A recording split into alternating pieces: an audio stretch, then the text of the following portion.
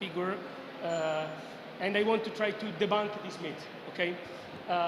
The first myth is that a lot of people think that painting a complex freehand on a figure, it's a kind of plus for the contest. You want that the judge are super, take a lot of wow when they say your figure, so you put a very complicated freehand and you suppose that this is a plus for the vote, but it's not like this.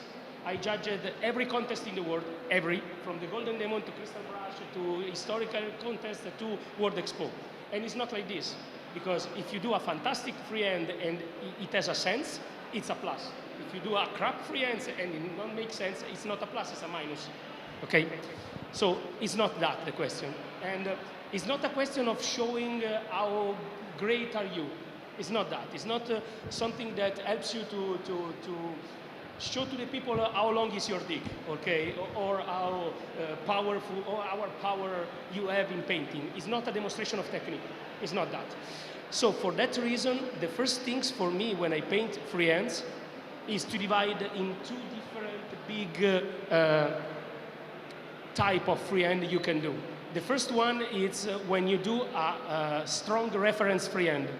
That is quite similar when you paint a historical figure. For example, if I have to paint a Napoleonic figure, I should follow reference in a very precise way. So that uniform has that colors, the details are made like this, and you have to copy in the best way possible, okay? So some freehands are like this, because if you have to do a medieval knight, and you have to copy an heraldry, you have to do this as much more precise you can. So in this case, it's not a question of artistic capability, or it's just technique, okay?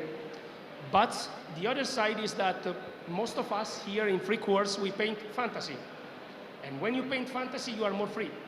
So the question is, you have not to copy, but you have to try to create your design. So that's the idea. Every time I make a class in every kind of topics, so freehands or color or theory of color or contrast, everything, I always start to explain a joke, okay, about painting that is explained with an English acronym, so 3 letters, that is WWH, and the meaning is the 3 questions that you have to ask to yourself when you paint something. And these questions are what, why, and the last one is how. So the fact is that probably you are here or because you wanted to sit down, maybe, or because you want to know how. So the question is, okay, Francesco talking about freehands, so I want to know how he made freehands or how he paint, no? But it's not that the most important question, because if you don't answer to the question, what are you doing and why you do that, the how makes no sense. I always make this example, that is, people that ask how I can paint a red cape, for example, no? How I can paint a red cape? It's a question that makes no sense, because I can ask you what kind of cape.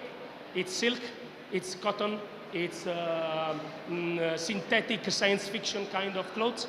It's night, it's day, it's summer, it's winter, it's inside a cave with red light, it's inside a cave with green light, it's outside in the universe with the starlight, it's cold, it's hot. There are a lot of questions, no? Before then, how? If you answer to all that question, you can also ask, okay, now how? But first of all, I have to know that, for example, this red cape is a red cape of space nights in the, I don't know, in a Martian kind of planets. Okay, so now I start to think about what kind of lights I have, what kind of effects I can do. It's a post-apocalyptic style, so it's very rusty and, you know, weathered, or is like an Eldar, so very clean and perfect, you know, like this. So it's a completely different approach and a completely different color. So it's not just red. It's a different type of red. It's the same with the freehand. It's the same things. So you have, like, for example, I bring with me a shield.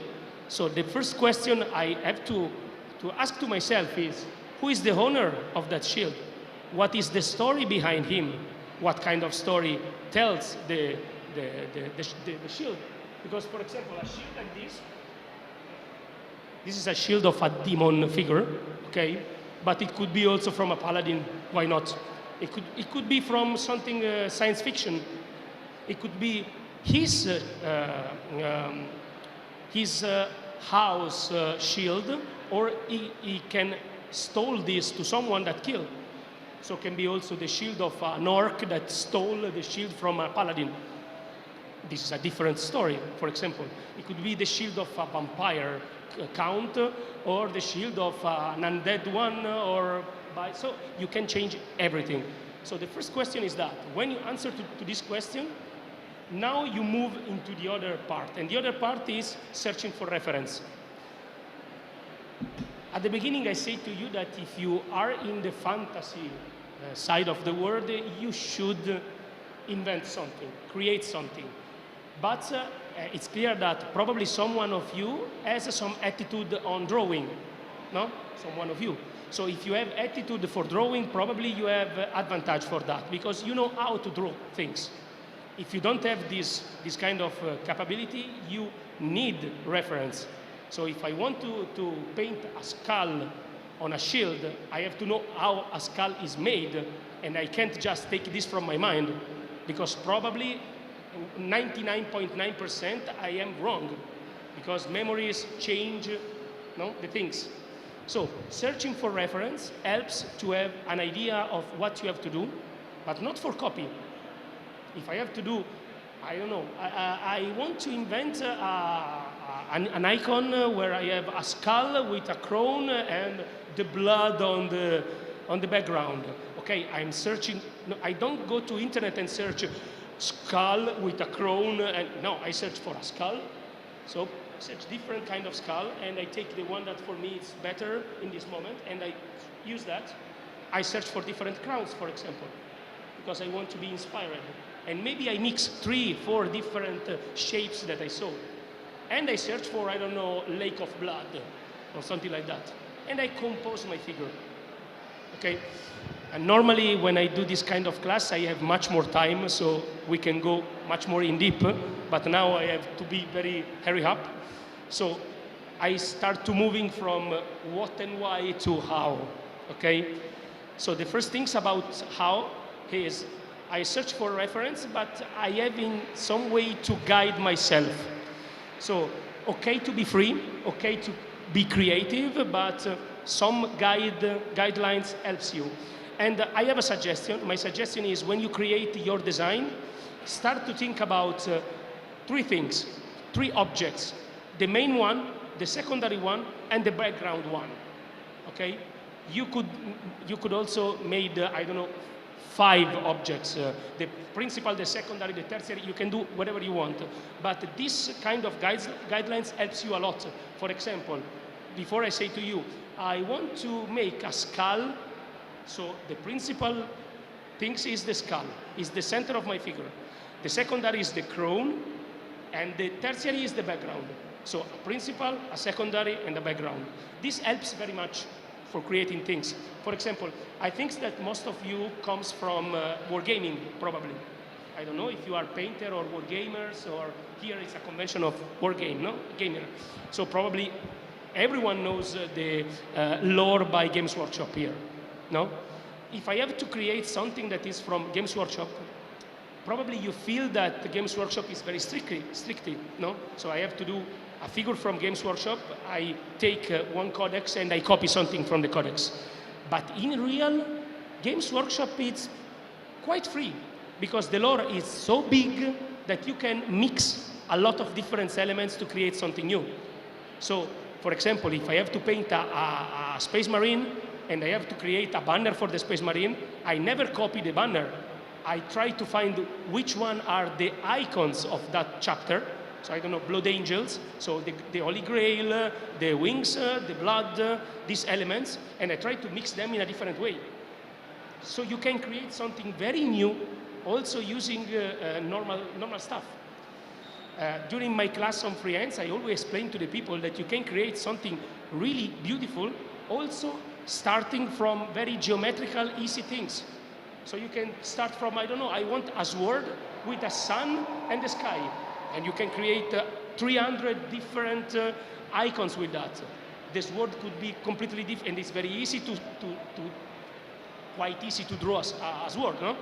It's not difficult. The sun can be made in a lot of different ways, no? So it's just an example, but to explain you that it's, you can start thinking in a very easy way. Because obviously my suggestion is not to, okay, it's my first time I draw, I sit down, I see my shield, and I think, okay, maybe here it's fantastic if I paint a dragon that's coming from the sky, and fire a village with all the people that, okay, maybe it's too much, no? So start with something simple, but also start with something simple. You can create very complex design. So now I move more into the how. So, Francesco, after speaking so much how you make freehand, I will show you.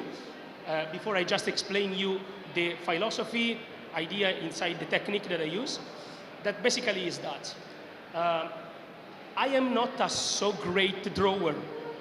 When I was young, I wanted to become an illustrator, and I became a painter of figure, because I am not so good as illustrator, and I am better in painting figures.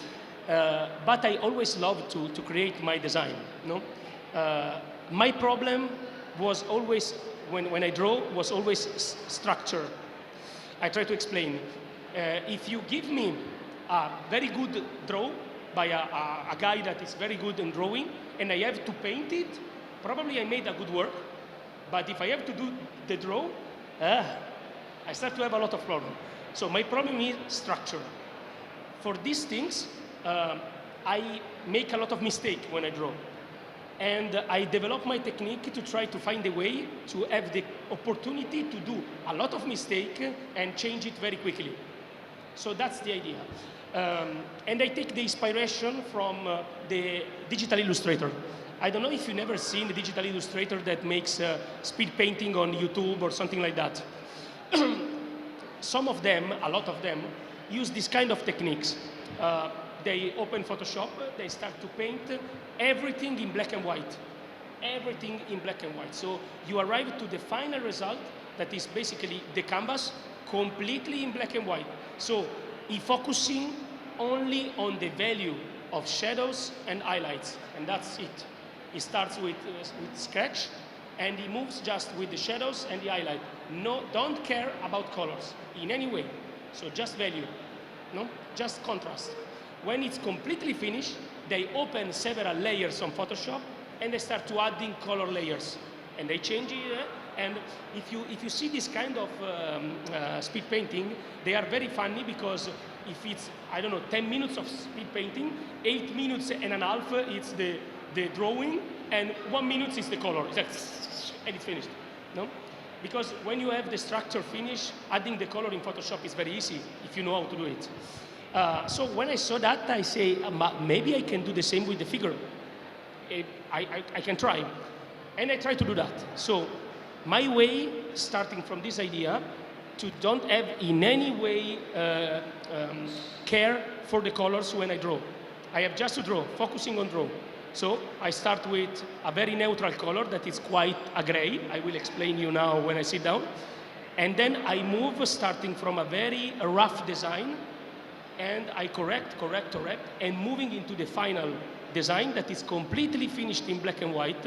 And then I use colors in a kind of watercolor way, so with filters, to adding different shades of colors. And then I retouch probably the lights, because if you do glazes over a very pale colors, you probably low down the contrast. If you ever try that with a glaze, no? It's basically the meaning of the glaze, no? To decrease the contrast and create blending. Now I will show you that. The last things is that the difference between me and the digital painters are basically two.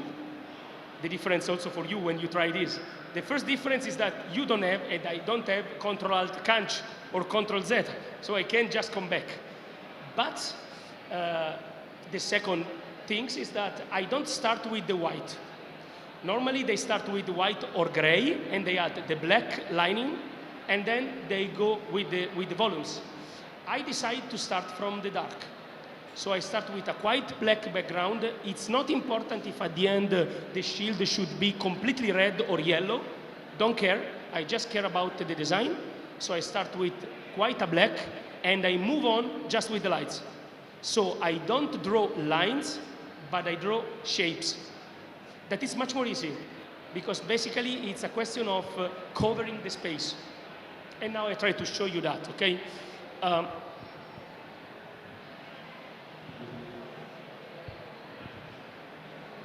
do like this. Okay.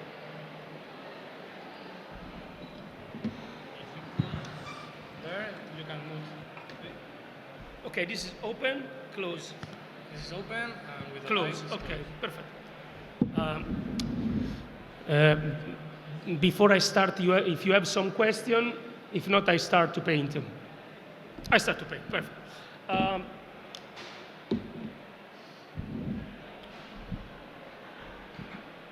You see me? It's correct, the space, the place? Okay, perfect. So, first of all, talking about which kind of colors, so what colors I use, okay? During my, the different times, several experience, I try different mixing, and I find that the best way to make this black and white design is to use a black, obviously, a white, but to have a khaki color in the middle. Khaki color, it's basically, this is not a class of theory of color, so I can go very in deep, so just believe me. But khaki is a colors that sucks very well the others when you make washes, and this is because inside the khaki colors there are basically all the colors, because it's basically a kind of colored gray, okay, with a big part of red and yellow, a small part of blue, and there is a lot of white and small parts of black. So basically it's a gray, but it's a colored gray. Probably you can ask me why you don't use just white and black, and the question is that using the khaki in the middle, you have at the end a warm kind of gray, and warm colors takes much better other warm colors. If you put together black and white, you have a very, normally very cold kind of gray, because every black you can use has a kind of blue shade. You can see that because if you mix black with yellow, you have a kind of green. This is because all the blacks are a little bit bluish, okay? And in that way, it could be very difficult if you want to make layers, for example, over that, layers of glazing with warm colors like yellows. For example, if you add the yellows over, it becomes green. So it's much more difficult. The good things is that it's much more easy to transform a warm color into a cold one than the contrary. So for that reason, I choose a warm gray, because it's much easy to move this into blue or purple or something like that, and much more easy to move it into the yellow side, okay? I take this tree. You can see it if I do like this. It's visible, okay. This is a white, this is a black, this is a khaki. I normally use Kimera colors, it's my brand colors, I design it, so I love it, and I quite paint everything with that. I just had this one, that is a khaki by Vallejo, just because these colors are made to mixing, so you can create with no problem the khaki, but you have to create it every time, and it's not a very easy color to create, so it's a little bit tricky. No, like this is very easy. You have it ready, it's a good khaki, so it's okay. Okay, I start. It's very important that I say you that what you will see at the end of these 2 hours is not a finished freehand, okay? So it will be a kind of sketch. I hope it will be quite pleasant, but it will be obviously a sketch, because one of the most important things about freehand is that it takes time. So you have to be patient, and you have to try to be as perfect as you can, okay? This not means that you have to be blend. A lot of people think, or smooth. Be perfect don't means to be smooth. You can be also very, very dirt. You can choose that the design is very dirt and textured, but it should be perfect in that way, okay? Okay, I prepared the mix. You see the palette? Okay.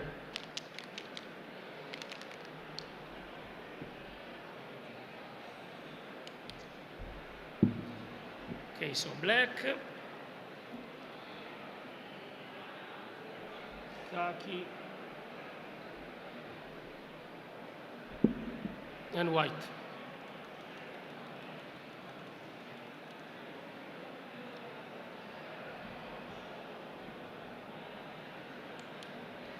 You see them? Okay. The first things that I do, I have here I have a black primer, but you remember I say that I start with a very dark color, but I don't want that is black. And the reason is because if I start with something dark but not black, I have also the opportunity to add more shadows. So I can move it to more dark if I want, okay? So I will start with something that is very dark, but it's not.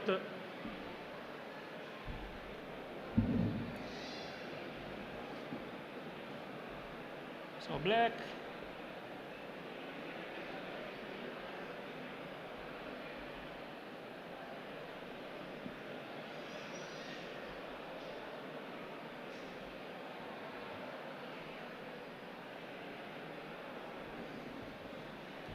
You see me? Okay. Okay, now the question is that probably you don't see difference in the screen.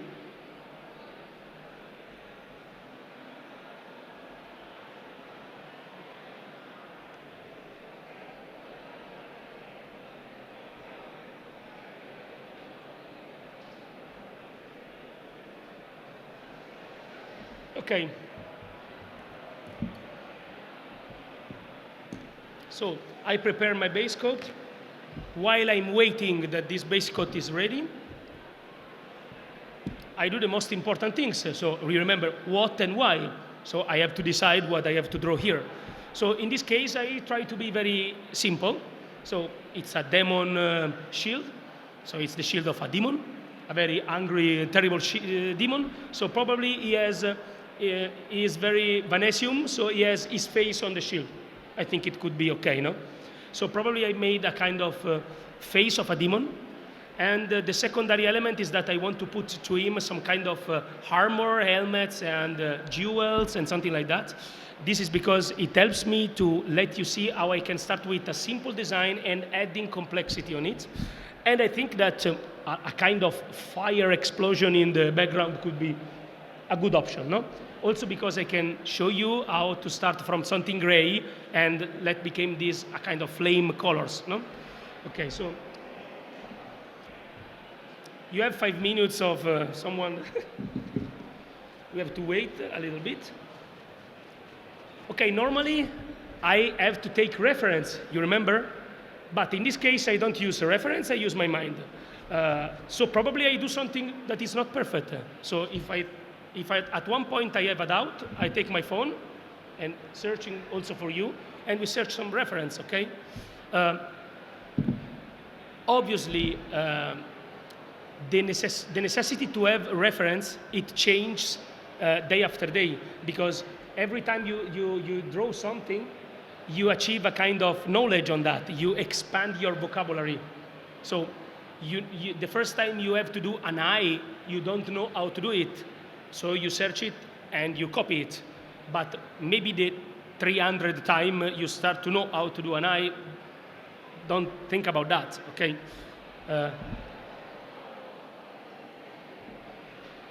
Okay, in the meantime.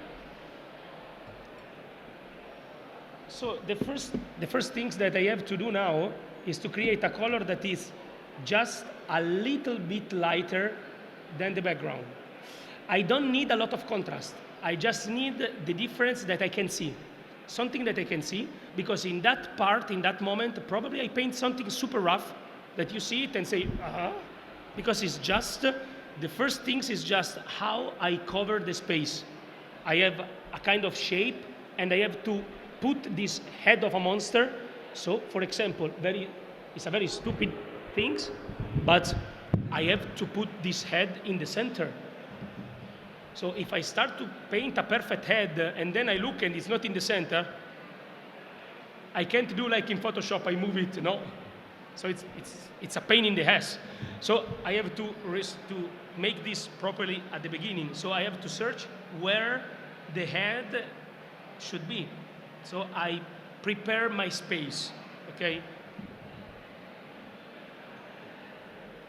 Okay, now it's important for me that you say me if you see the contrast, because I don't know what's happened on the screen. So now I prepare a color that for me it's enough. I just put a little bit of colors on the shield and you say me if you see the draw, okay?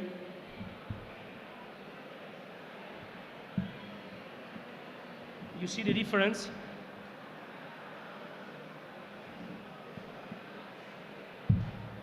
No? Try like this.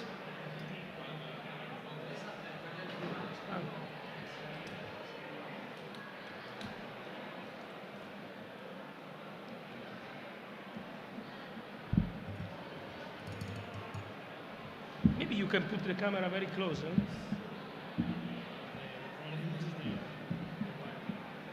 I think I can also put it, I don't know, man. I can try. But if I put, no, it's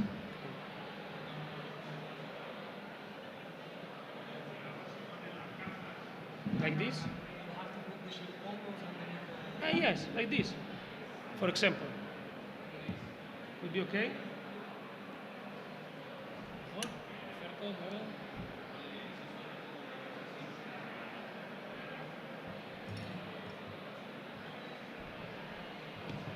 You see it now?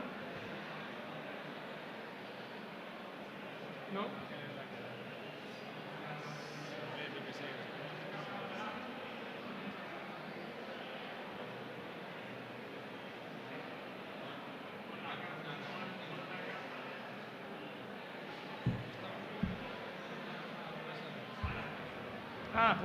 Sí.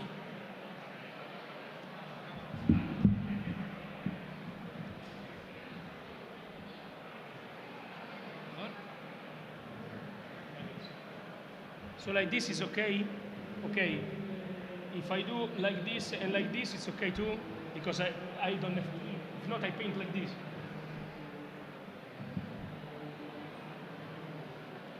Okay. I have to sign the proper place.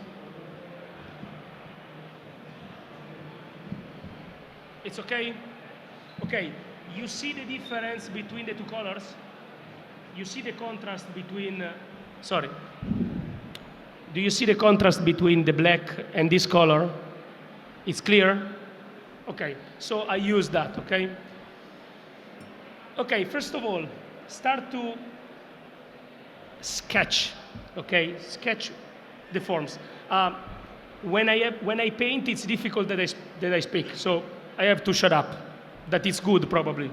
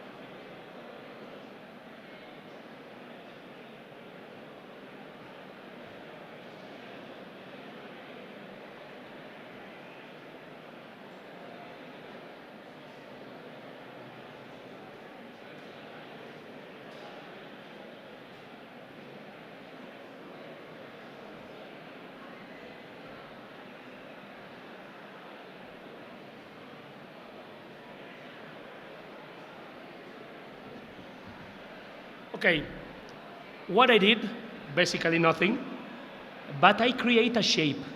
This shape, for me, it's a guide. So probably you see the mouth. Is an idea of the mouth. I don't know if at the beginning will be like this, but I start with something like a monster mouth. So have you seen that I don't do lines, no draw lines, I draw the shape. So I create the volumes of the figure, not the outline. The outline are not very important because I can correct it using the black. So the first part will be sketchy. For example, now that I painted this like this, it looks like a little bit like an alien, no? The alien by the movie, the xenomorph, a little bit, no? The mouth, the head, a little bit, no? Okay, now I go on, okay? Obviously, if I made this kind of sketch and now I have to create something that is more in deep, I have to take more dark color. So I move into the black part, okay? It's not very important that you see my palette because it's always the same three colors. So just more pale or more dark.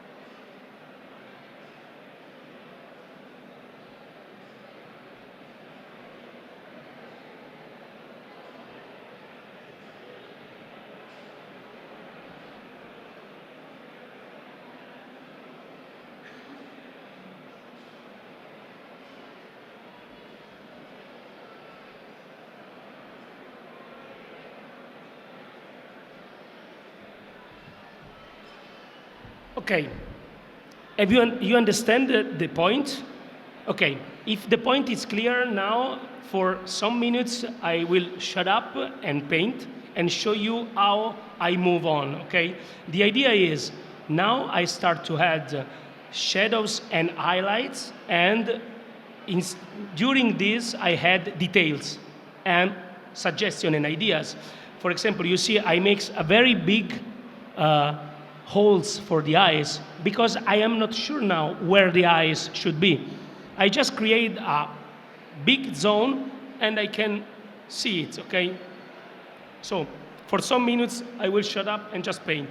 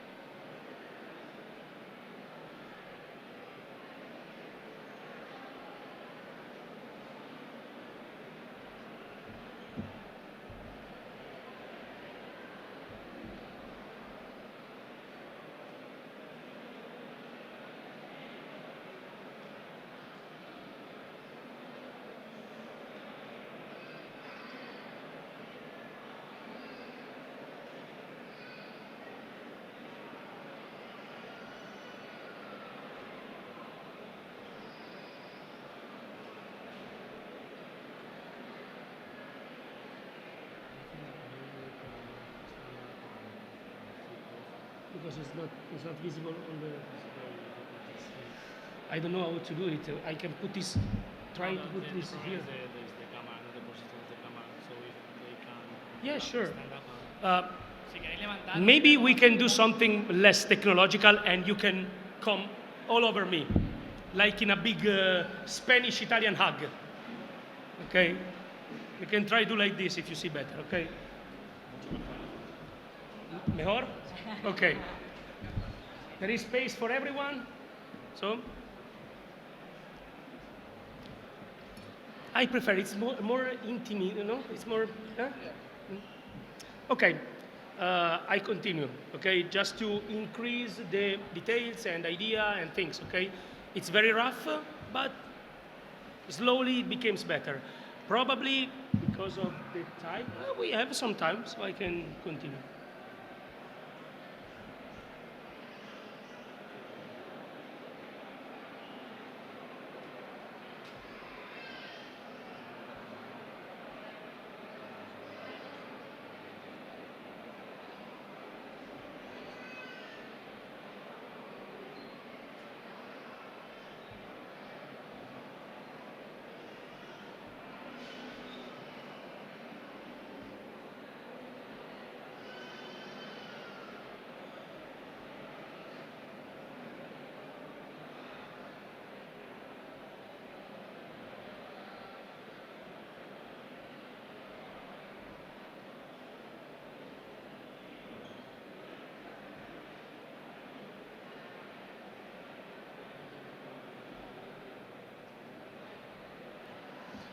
For example, no, you see that here I create something that is around the eyes, but I was not sure.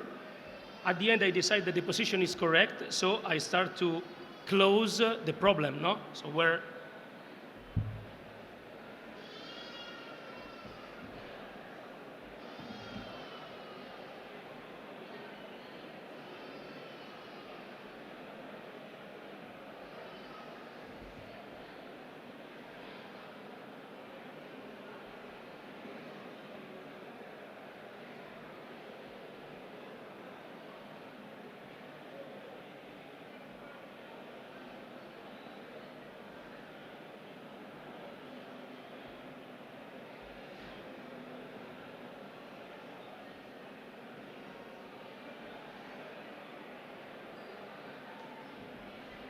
So what I will do now is to concentrate myself on a side, okay? Because I can be more proper if I concentrate myself just in one side, and you can see the difference between what's happened at the beginning and how it becomes at the end, okay?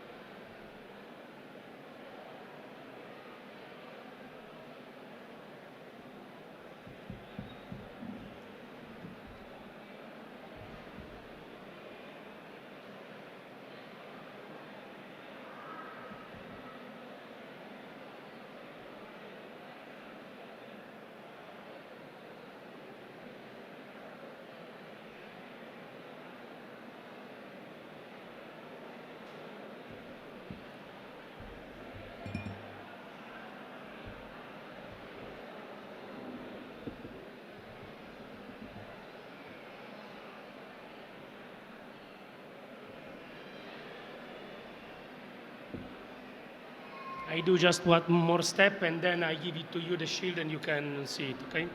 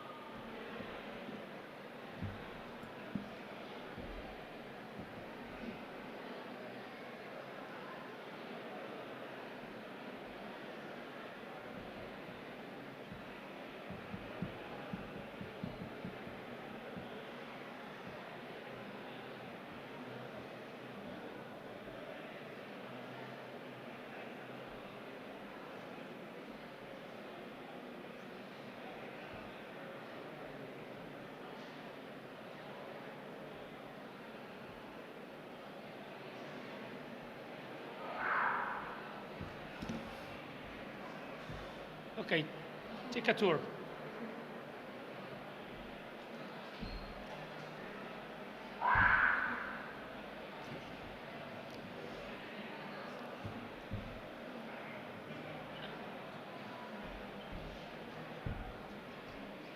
Okay, obviously I do it every day for a lot of years, so I am very quick, okay? But what I try to demonstrate is that also something that can become very complex starts very rough. So it's difficult, the first time you try it, it's difficult to achieve the result in a perfect way. But the idea is that you can move step by step. So if you start from a simple step and you move, try to make the simple step every time more proper, you can arrive also to a very beautiful result, even if you are not a great drawer. Because it's just a question of step and step and step. And the other things that I like of this approach is that it's not boring.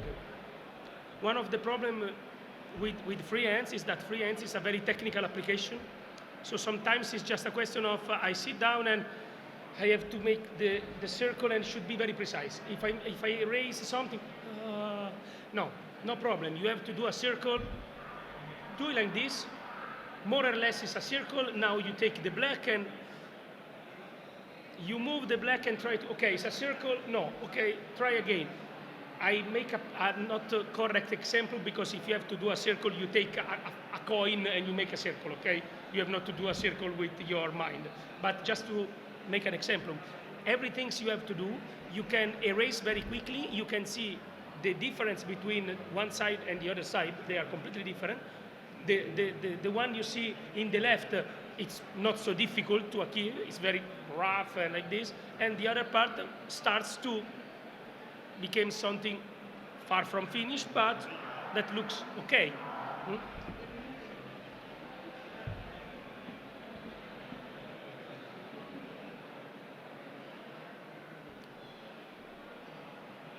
every freehand I made in every pieces is made with this technique, always like this. As you've seen, obviously I do it, so for me it's normal. I am comfortable with, but you don't have to think about that. And this is the first problem. When you have to do a freehand with a very complex design, the idea that you have to switch between and the red and the pink and the white and the green, and if you make a mistake, if you do something red, you have to take the color that is near, close to the red to correct. If you touch with the red, a part that should be yellow. No, it's terrible, it's terrible, it's horrible. Like this, you have no problem because you're focusing only on the value, and when you add the colors, it's like if you have a sculpt, because you have the volume, so it's basically close to paint the other part of the figure. There is not the 3D, but you have the idea, so you know, now you know where you have to put the colors, no?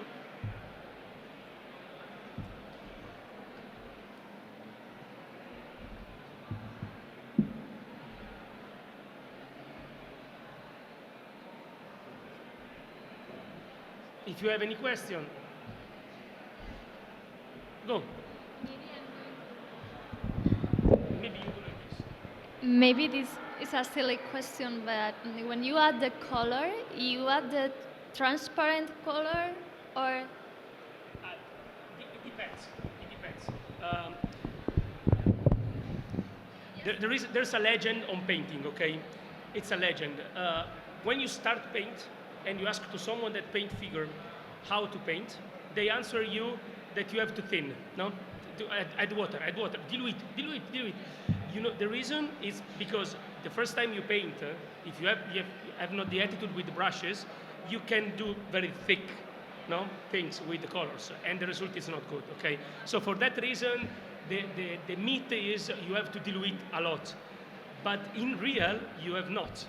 So when you jump the part of I have the problem that they make thickness on the figure, from the moment you understand that and you know how to be not very thick, it's better to don't dilute too much. It depends what you have to do. If you dilute a lot, you can do glaze or filters or something like that. But if you have to add colors, you have to add colors. So you need to cover. In this case, I just find the dilution that gives to me the that makes me feel good in terms of gesture. So when I move the brush, I don't have to feel the sensation that it's, no? You move and that means that you need a little bit more water. But if you put the color and the color is completely transparent, doesn't help. So in this case, I just needs that they are fluid enough to move easily on the figure. And plus, have you seen the figure and you see I move, I don't create a smooth transition. I just heading. In this case, it's also a monster, so I don't need something very, very smooth. But I can be also smooth, it's not a problem. I start adding colors like this and then I can clean up. For example, I want to create for you a kind of gold jewel over the head and I show you the difference between the rust, I don't know, the textured skin of the monster and something that should be more shiny and, okay?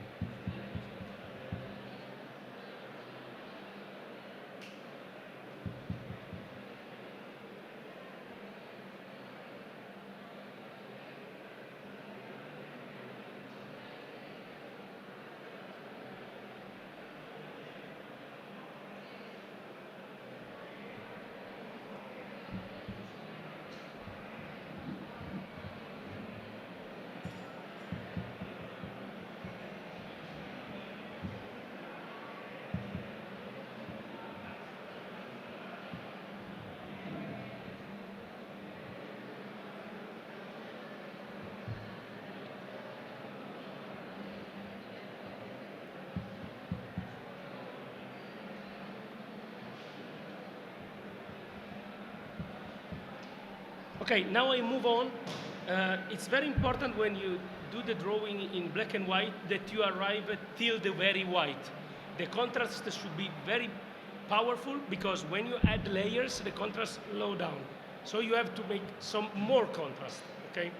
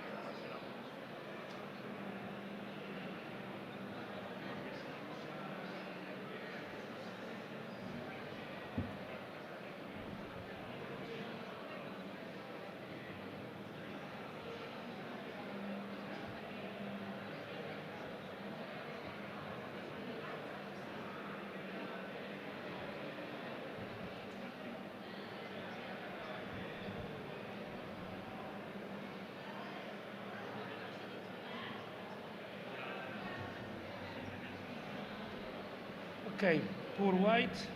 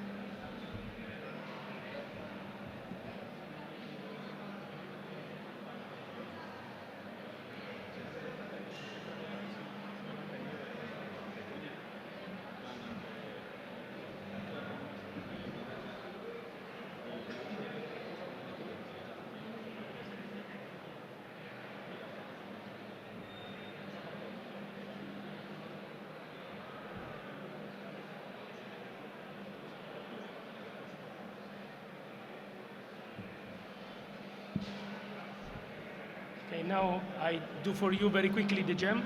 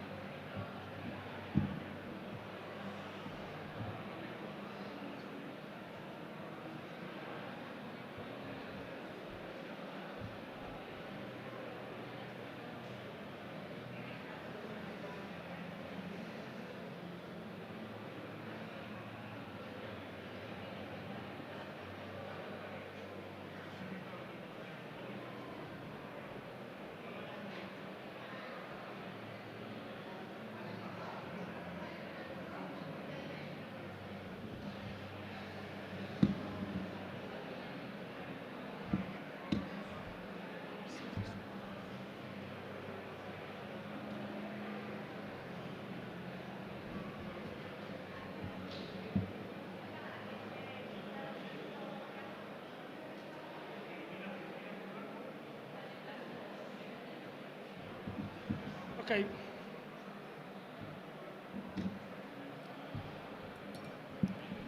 Basically, it's the same kind of work, but more.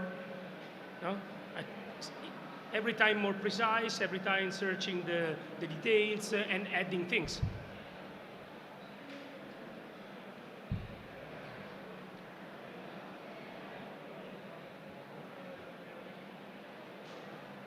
Questions? Preguntas? Yeah. Why do you use a brush this small instead of one big belly? Is it because control, it gives you more control over the amount of paint? Yeah. Or just because the shell is smaller? Yeah, it's not very small. I think it's at zero. Yeah, it's just at zero.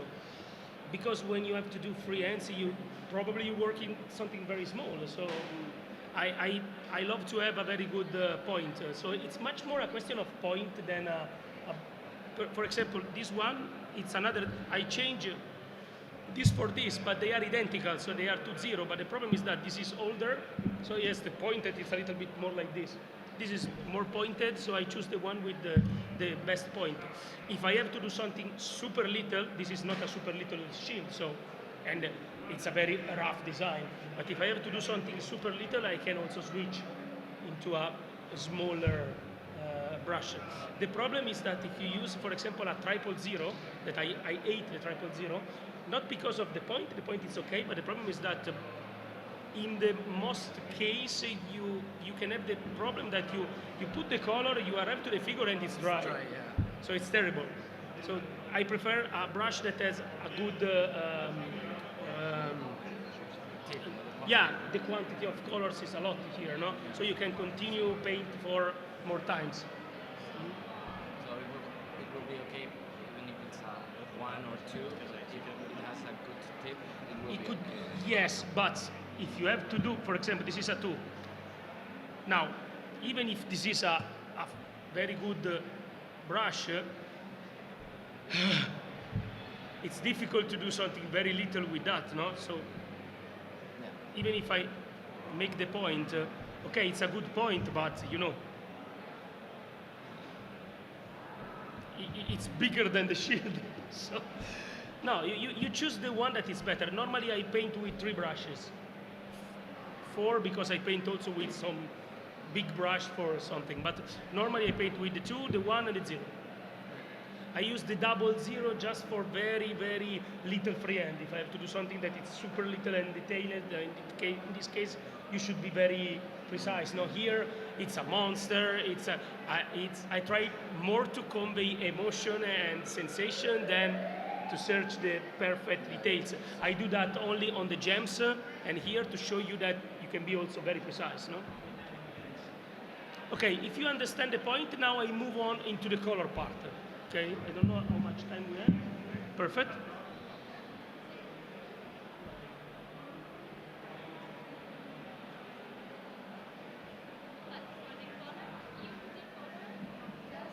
Yeah, I cover everything and I start again. I show you. Yes, because I'm thinking you need to save the shadows and light. But you save it. You save it. You will see.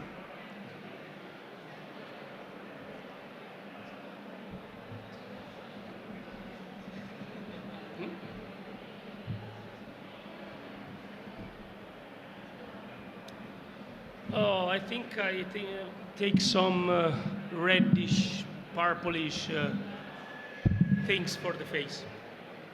Something between purplish, reddish, something like that, probably.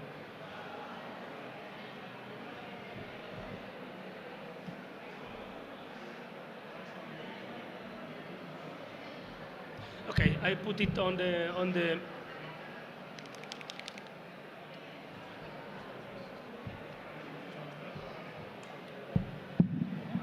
some red, magenta,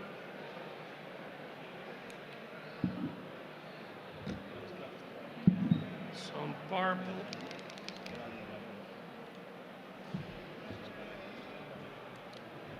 First of all, I start with something tricky, okay, with a trick.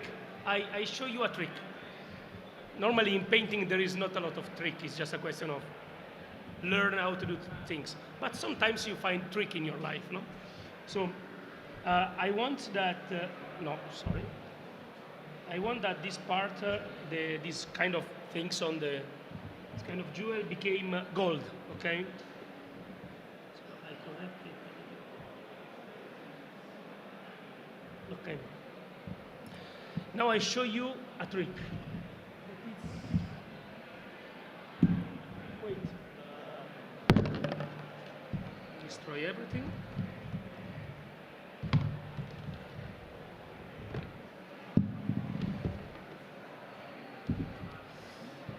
This is a trick color, okay? Green gold, it's a particular kind of pigment, okay? Yes, only some brands can do that because it's very difficult to transform into an acrylic. For example, we tried to find it for the Kimera colors, but it's really unstable, okay? So it's very difficult to find it. The best one that I find is the Liquitex one, okay? This is a tricky color because basically it's a gold maker. It's a super transparent color, very transparent.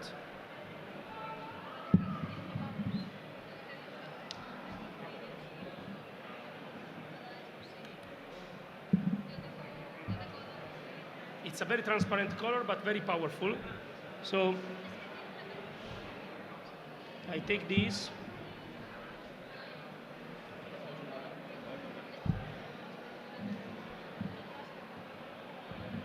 You see?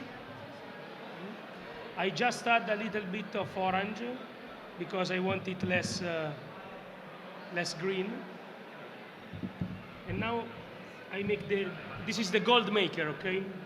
Gold maker.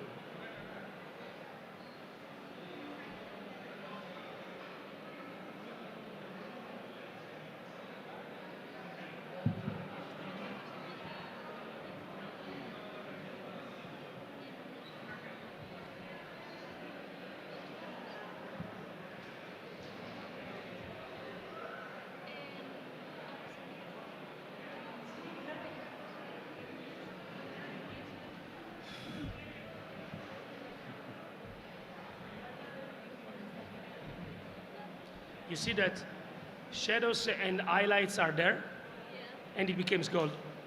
I have just to retouch the last highlights because I lost it. You remember when I say to you, you have to increase the contrast because the contrast decrease, and I can add some color complexity because like this it's very flat, but it's basically became yellow. No, it's really, really transparent, but you can make every color transparent adding water. No? Obviously you have to choose color that have power, pigments that has power in terms of coloring. For example, all these color, all the Kimera colors are made with just one pigment. In each bottle you have one single pigment and the acrylic resin. So that means that no one of these colors are mixed colors. It's not a tint, it's a pigment. So that means they are at the maximum saturation possible and they are created for mixing. So when you use that color, you use the pureness of color because you have the pigments, just one. No white inside, no black inside, no mixing, nothing, just one color. And this is very useful. You will see, for example, I show you, look at this magenta. This is magenta pigments by Kimera. Look at the power of the pigment. It's super saturated. And the same is with the red. It's a super powerful red. Okay, I try to finish a little bit the gold and show you how the gold could be finished. And then we move into the other. I just add a little bit of yellow in my palette because now I have to retouch the highlights. So obviously, when I arrive to this point and I add colors, I have not to switch anymore here because if I move here again, it returns gray. Now I have to move into the colors. So this part is finished, okay? So to restore the highlights, I have to move into the color of the gold, no? So for example, I can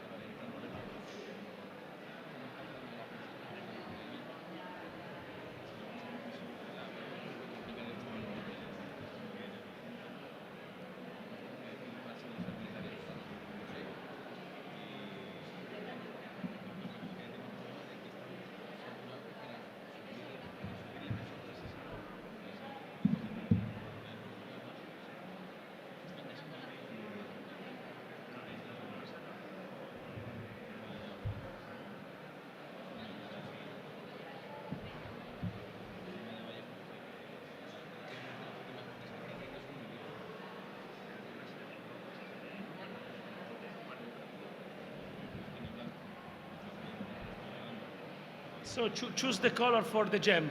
Which color for the gem? Green. Okay, green.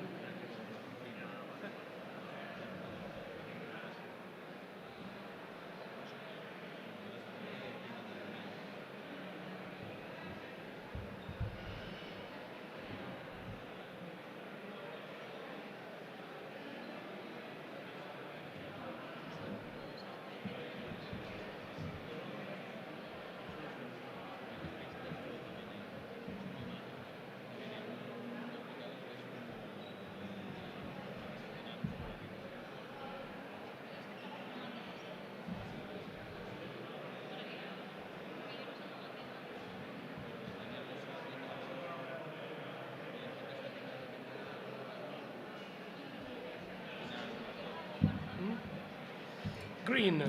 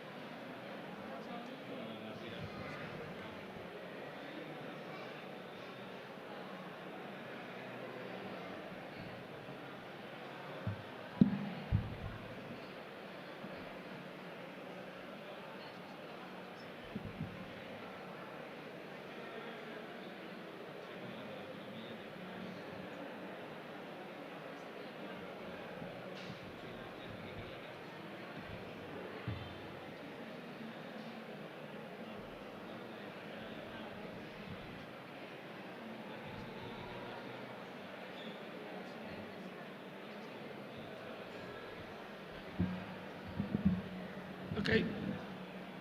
Very quickly. It can be better, but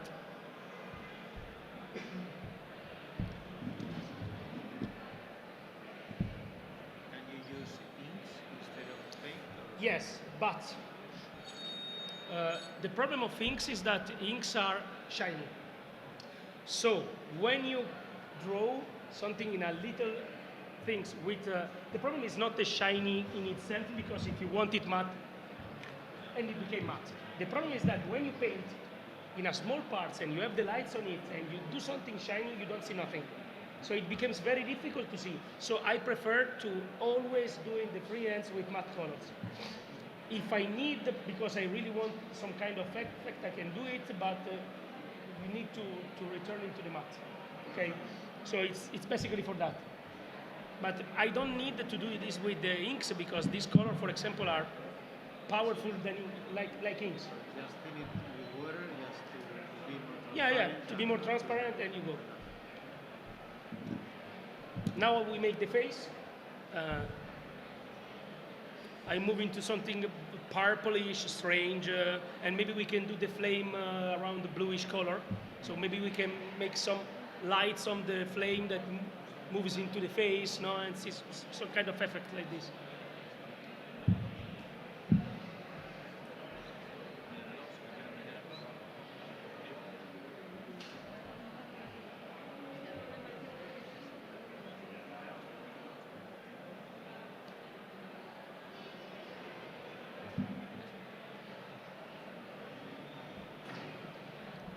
Shield. Thank you. Okay. So let's go with the face. I see something purplish. So I have the look for example, no? This is a dioxazine, that is the most powerful and famous violet pigment. Looking like this, it looks like a black because it's very deep and powerful. But if I open it, you can see the purple pigment. It's very powerful, very powerful. So you have to be quiet because I don't want that becomes super purple. So I have it, and I make some layers and glazing. For example, I can increase the sensation of purplish starting from the shadows.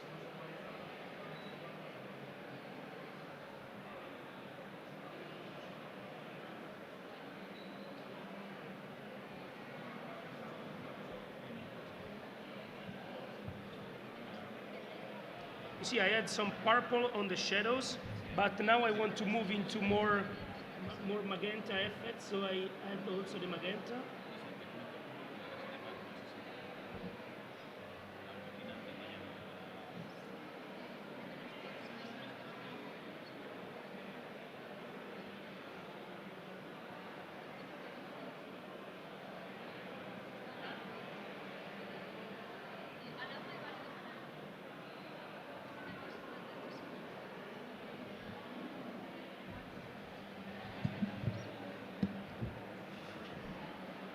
You look, just one passage, and it becomes purple. No? Now, we had some complexity, no? So, movement. Now, I don't come back here, because I have to create the color, no? I don't want that it's still so powerful purple, so I return a little bit on the grayish. So I take my white over there, but I start to move it a little bit to create a kind of colors that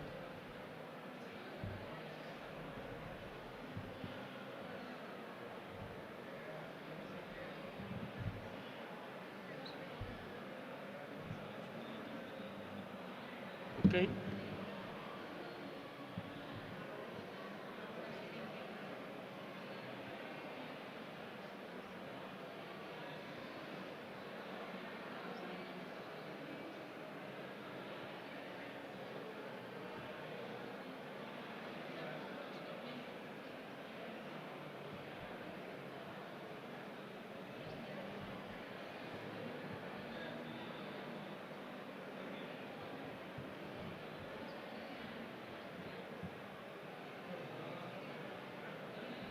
You remember what I said about to don't care about the colors, no?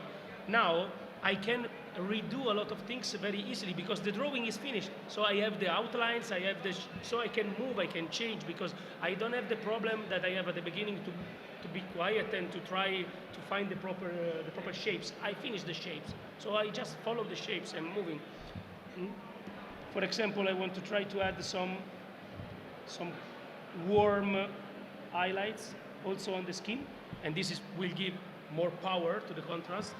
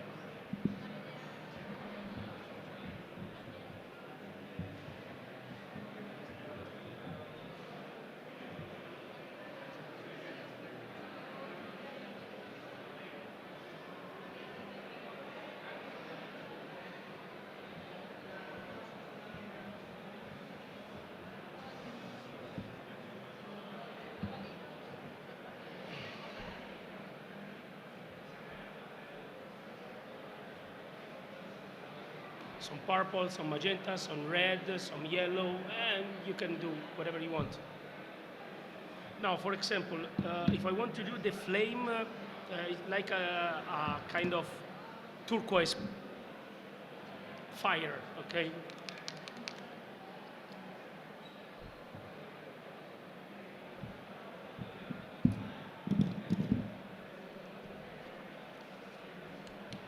Talking about the single pigment colors. Now, how you achieve a turquoise? Which color is a turquoise? Basically, it's a green-blue, no? So you take green and blue, and you have the turquoise. These are poor, so with this opportunity that they are poor, you can mix just two pigments, and you have a fantastic, powerful color with the most powerful saturation that you can have, okay? So I have the green pigment and the blue pigment, and this is a fantastic turquoise.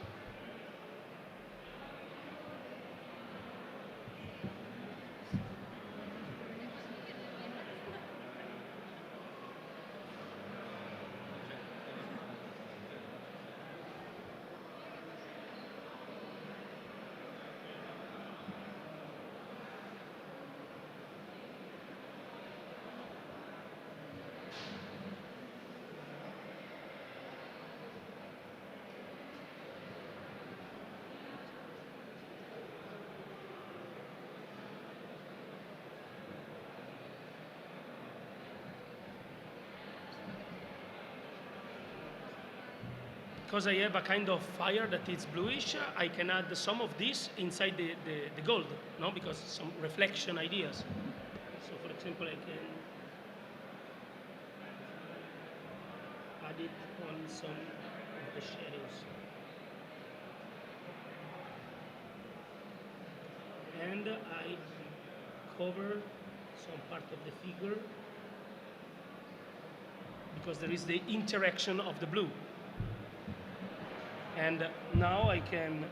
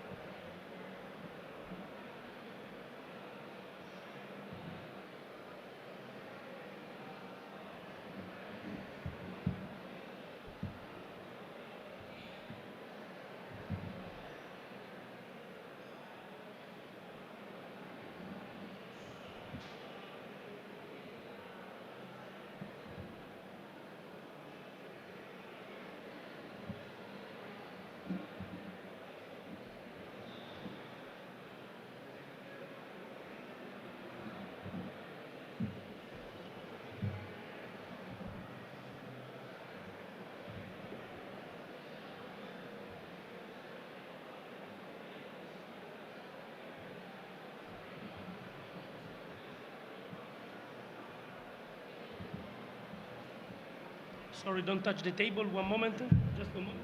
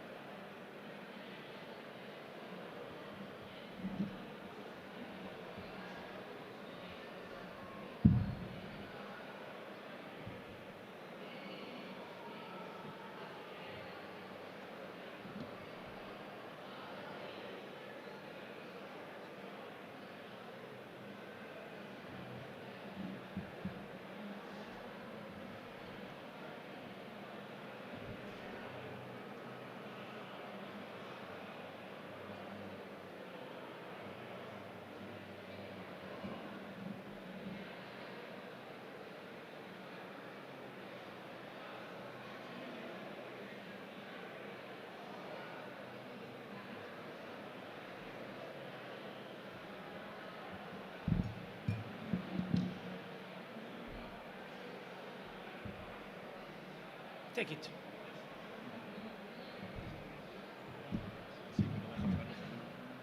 Wait.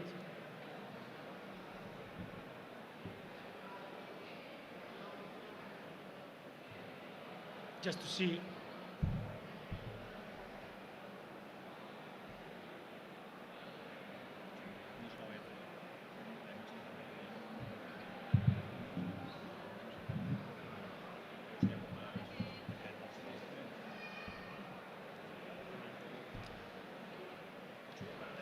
So, question?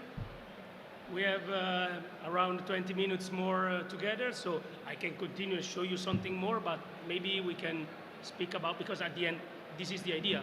So it's just a question now to be more precise, more detailed, to be proper as much more as you can, and to add things. For example, I can add the rings on the orecchio, come questo.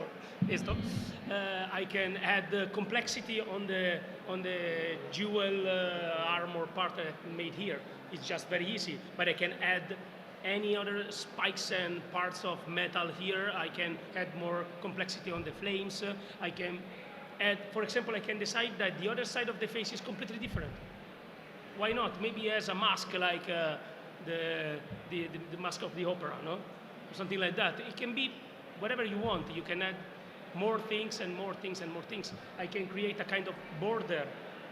I can adding elements, little elements. It's very when you have the capability to understand the technique. You know that you can add things, because, for example, if okay, maybe you have to add things before to add the colors. So the drawing should be, the rule is that the drawing should be completely finished. Okay, if you forgot something and you want to add something little, you can do it also later. But the best idea is you finish completely the draw, completely. So even more details and more things. In this case, obviously I choose something easy because I have not the time to do something very complex. But you can add things, ideas, no problem. It's just the same process. You want to add another shapes on it, you take the black, you erase the part and add another shape. It's not difficult. Is mandatory to use cooler pigments, or you can? No, it's not. There is not mandatory on painting. Okay, poor pigments are.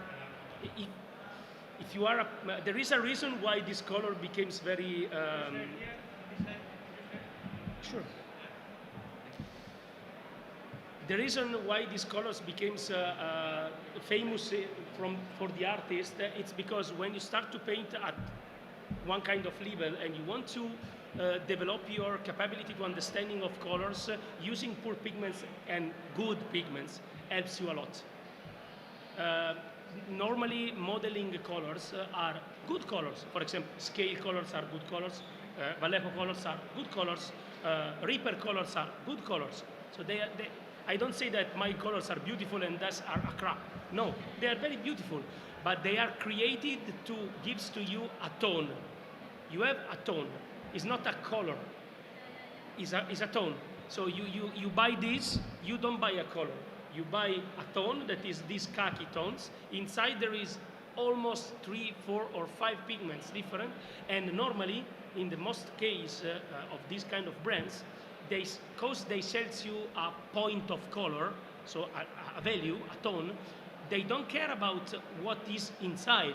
You can achieve the same result with different pigments or different mixing. Have you ever tried, for example, a colors by every brand you have in your mind that you like a lot, and you take a new pot and something happen and it looks different? This is not because they are crap now and they do it different. No, it's because they sell you a point of color. But when you mix it, if the pigments are different, the result is different. So if you use poor pigments, you create your own things. For example, I show you quickly one thing. Maybe you listen to some legends about colors, no? One of the legends, if you know something about the theory of colors, you know what's happened when you mix together the 3 primary. What should happen? It's easy. Black, exactly. It's happened. Have you ever tried to mix blue, red, and yellow? The result is black? No. Why? Because normally if you buy a primary blue, the primary blue is the cyan, okay? The cyan color, it's not a poor pigment. You can't achieve the primary lights blue using a poor pigment because it doesn't exist. So it's a mixing of a blue pigments and white. So how you can achieve a black if you have the white in the mix? It's impossible. So your question probably now is, with the poor pigments I can do the black with the primary? Yes, you can. Not using the blue, not using the 3 primary, because doesn't exist the 3 primary on the pigments. Because it's very difficult to explain these things, but it's very important to know for painter. So the difference between a color and a pigment. Okay, a pigment is the material that creates the colors, and it's something that it's in the real world. It's not inside a screen. So it's something real that has this kind of color. So for example, the magenta, it's a quinacridone. The quinacridone has this kind of magenta, but it's not the primary magenta. It's just a magenta pigment, okay? But for example, this orange pigment, that is I think a pyrrole orange, so it's a pyrrole pigment. This orange, it's super close to a poor orange. That means, if I say the primary orange, it makes no sense. But the real, it's close to the real secondary. So it's really close to a mixing of the primary red and the primary yellow. It's really close to that. So maybe if I mix that with a blue, I can achieve a black. We try? Okay. Let's try. This is, okay. This is the blue. A piece of paper. Take a big brush. I take the blue. I have to stay where there are no other pigments. So blue and orange, and let's see what's happened. Oh.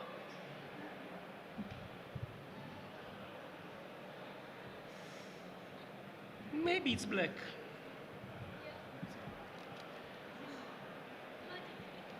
The funny things about that is that covering it's black, but when you open it, it's a black with a shade.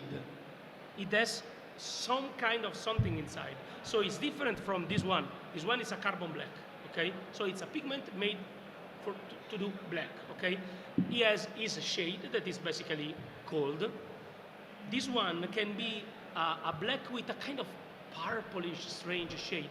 So using, for example, on your painting, chromatic black instead of pure black gives to you a lot of opportunity in terms of nuances. Because it's black, you can see that it's black. It's black. But when you open it, it becomes a little bit different, and you can also change a little bit the mixing, because maybe you want it black, but you want it a little bit more cold, so you put a little bit more blue, or more warm, so you put a little bit more of orange. These kind of things, it's impossible with that colors. Not because they are bad, but because they don't sell you a pigment, a poor color, they send you a tone. So when you paint figure, for example, for wargaming, these are very useful because they give to you an easy palette, an easy recipe. I don't like to paint with recipe, and if you switch between wargaming to competition or showcases painting, the recipe becomes the worst jail you can have. You have to know, you have to keep guidelines, topics, idea of how to create something, and every time move it. But if you have a recipe, if you buy a set to do reds or to do blacks or to do, you have a set, you just use that. So how close you are to an artist and how close you are to buy a coloring book and take and do like this. So the movement is that, no? There is nothing wrong on painting army. For example, I don't use anymore the Games Workshop color, but as all the fantasy painter, I start from that, normally. But now they don't fit with me. They are absolutely not doing for me, but they are not a crap. They are made not for me.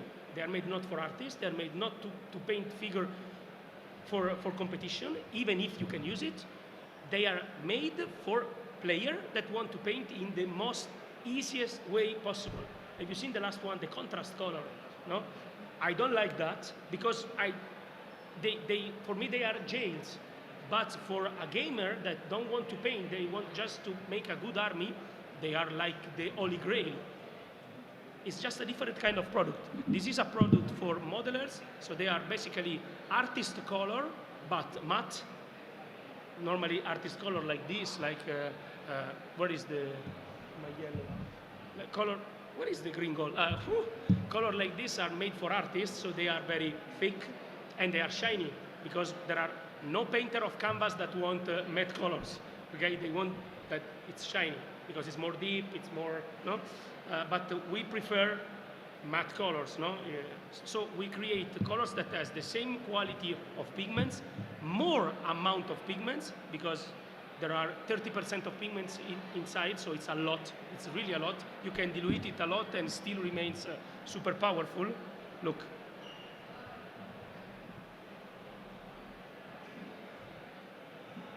No, it's a lot of pigment. And they are matte and more fluid. So basically they are artist color, but switched for the modeler. That's the point. Any other question? We have 10 minutes.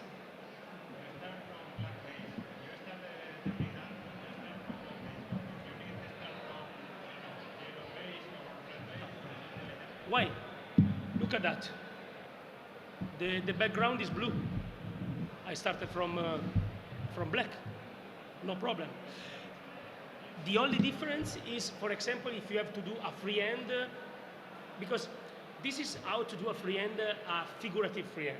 Obviously, if you have to do a decoration on a cloth, and it's like a decoration like this on a cloth like this, you have not to do the cloth black. If the cloth is, for example, if the cape is red, you don't have to do the cape black because of the freehand. So in this case, it's different, but normally you have to do a decoration. So decoration is a technical application. You can use the same technique, but in this case, your background, it's basically the colors that you choose for this part. So, for example, I have to decorate in gold a red cape. I made the red cape. Then I use this mix, so the gray mix for make and then I add the colors to create the golden effect. But in this case, obviously, it makes no sense. But all the times you have to do something that is heavily free-handed, like a banner or like a shield or like, you don't need that because I can easily switch the color, you see. This was gray before and now it's super Turkish. It's not just slightly Turkish, turquoise, it's super turquoise. So basically it's the same. It's not a problem. Even if the background should be flat, I prefer to make all the draw and then paint the background over because it's much more easy to do the background inside the holes of the design than to paint the design over the background without mistake. If you do mistake, you have to erase the background. So normally what's happening is that you have the shield, you put the blue, perfect blue, you start with the design, you make mistakes, so you have to fix the blue again. So it's less easy if you do the drawing, you make the value of the background.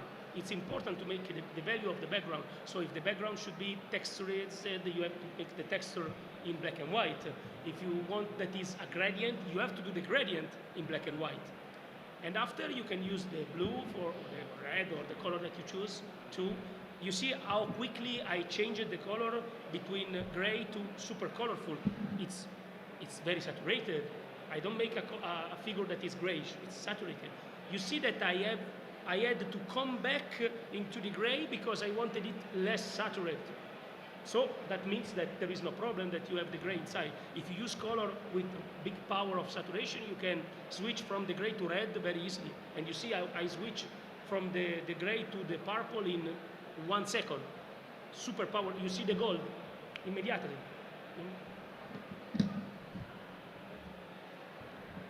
Other questions?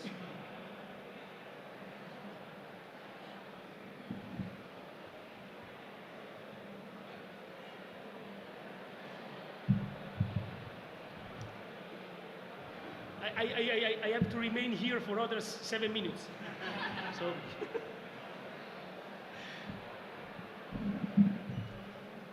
if you want to visit our stand, you can go and visit.